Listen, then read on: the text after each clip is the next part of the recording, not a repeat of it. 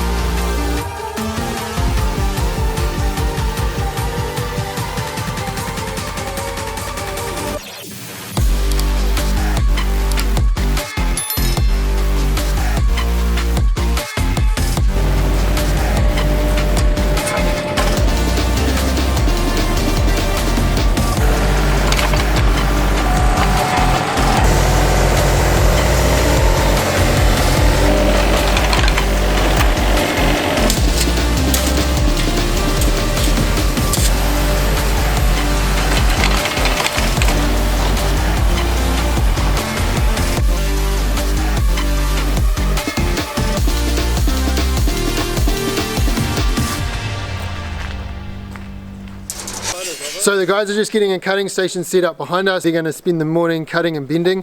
We'll leave them to it so that they don't get annoyed with us trying to do YouTube videos while they're working. It is a building site after all.